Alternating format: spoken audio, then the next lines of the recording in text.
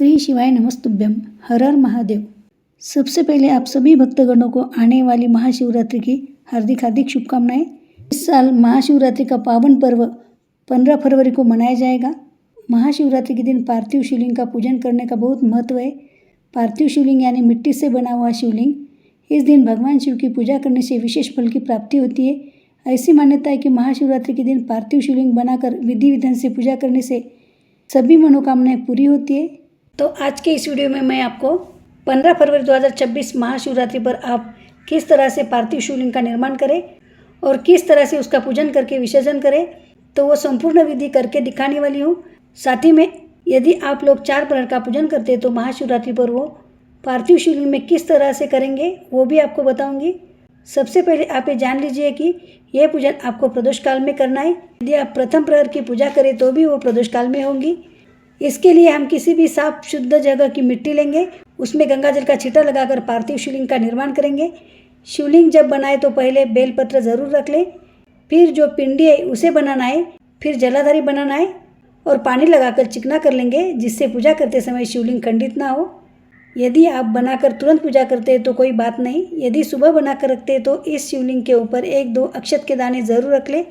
ऐसा माना जाता है कि ज़्यादा देर तक शिवलिंग बनाकर रखने से पूजा का जो फल है वो इंद्रदेव ले जाते हैं।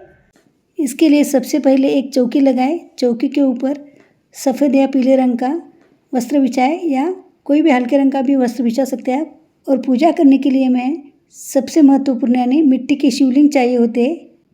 इसके लिए एक बड़ी थाली लीजिए। थाली में ऊंचाई पर शिवलिंग रखेंगे, क्योंकि जब हम अभिषेक करेंगे तो शिवजी खंडित ना हो जाए।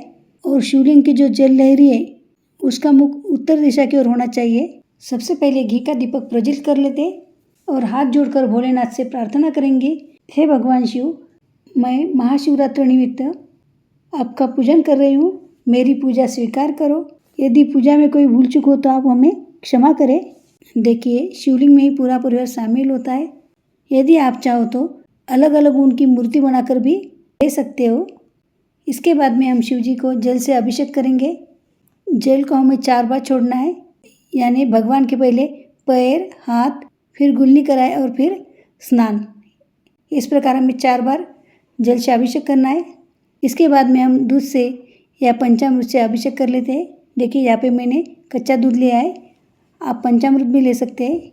और पूरी पूजा के दरम्यान आपको ओम नमः शिवाय, ओम नमः शिवाय, ओम नमः शिवाय इस मंत्र का जप करना है, या आप महामृत्युंजय मंत्र का भी जप कर सकते हैं। ध्यान रहे कि शुद्ध जल में गंगा जल अवश्य मिलाए। ओम नमः शिवाय, ओम नमः शिवाय। भगवान शिव को वस्त्र स्वरूप कलवा अर्पित कर देते हैं, जनेऊ अर्पित कर देते हैं, चंदन से तिलक कर लेते हैं। आप चाहो तो त्रिपुंड भी बना सकते हैं। और भगवान शिव को अक्षत अर्पित कर देते हैं। ध्यान रहे कि चावल बिल्कुल भी टूटे फूटे नहीं होने चाहिए, साबुत होने चाहिए। बाद में गुलाल अर्पित कर देते हैं। यदि आपको अबीर मिलता है तो आप अबीर भी इस दिन ज़रूर अर्पित करें। फाल्गुनी मास के महाशिवरात्रि पर्व पर गुलाल अवश्य चढ़ाए। बाद में बेलपत्र अर्पित कर देते। बेलपत्र को भी चंदन से तिलक कर लेते और चिकनी साइड हमें शिवलिंग को टच करनी होती है। ओम नमः शिवाय, ओम नमः शिवाय, ओम नमः शिवाय। उनके प्रिय चीज़ें जो भी आपको मिल जाते वो ज़रूर चढ़ाए।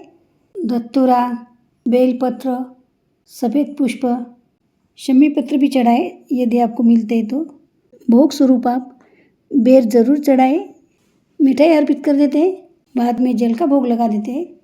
2 इलायची का जोड़ रख देते हैं और अंत में दक्षिणा ज़रूर रख दे, क्योंकि हमारी पूजा में जो भी कमियाँ है उसे दक्षिणा पूरी करती है। और बाद में अक्षत या पुष्प हाथ में लेकर व्रत कथा ज़रूर पढ़िए या सुनिए, धूप दीप लगाए और बाद में आरती उतारें। आरती के बाद कर्पूर आरती कर लेते हैं। देखिए, आप घी के दीपक से भी आरती कर सकते या कर्पूर से भी कर सकते हैं। यदि आप 4 प्रहर का पूजन करना चाहते हैं तो एक बड़ी थाली लीजिए और थाली में द्रव ज़्यादा हो जाता है तो आप किसी प्लेट या कटोरे से बाहर निकाल सकते हैं। और एक ही शिवलिंग बनाकर 4 प्रहर आपको पूजन करना है। अब हम चारों ओर पानी घुमाकर आचमन कर लेते हैं और हाथ जोड़कर क्षमा याचना करेंगे और प्रार्थना करेंगे कि हे भगवान, पूजा में रही कमियों को क्षमा करें और मेरी पूजा स्वीकार करें। हे भगवान, हमारे घर में हमेशा सुख समृद्धि का वास रहे और आपकी कृपा हम सब पर हमेशा बनी रहे। और अपनी मनोकामना पूरी करने के लिए प्रार्थना करेंगे। अभी हम विसर्जन कैसे करना है ये देख लेते हैं। जब दीपक ठंडा हो जाए तो हम विसर्जन कर लेंगे और इसे हटा लें। और हमने भोग में जो भी प्रसाद चढ़ाए सभी घर वालों में बांट दीजिए। यदि प्रसाद शिवलिंग पर चढ़ाया हो तो ना ग्रहण करें और जो हमने जल भी रखा है उसे भी घर वालों में बांट दें। देखिए शिवलिंग का विसर्जन कैसे करना है।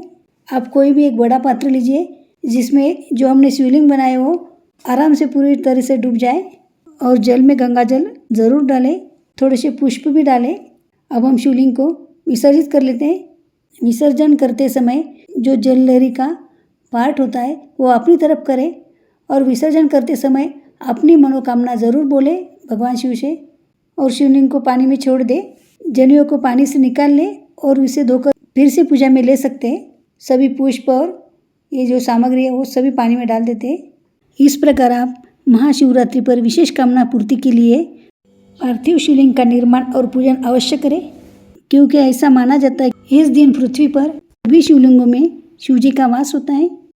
आप इसे तुलसी जी के गमले में ना डालें और किसी गमले में डाल सकते हैं। तो आशा करती हूँ कि पार्थिव शिवलिंग की सरल सी पूजन विधि आप सभी को पसंद आई। यदि वीडियो पसंद आए तो वीडियो को लाइक कीजिए और ज़्यादा से ज़्यादा शेयर कीजिए। चैनल पे नए हो या पहली बार आए तो चैनल को सब्सक्राइब करना बिल्कुल भी ना भूलें और कमेंट में हर हर महादेव ज़रूर लिख दें। तो मिलते हैं ऐसे एक और वीडियो के साथ। धन्यवाद। ओम नमः शिवाय।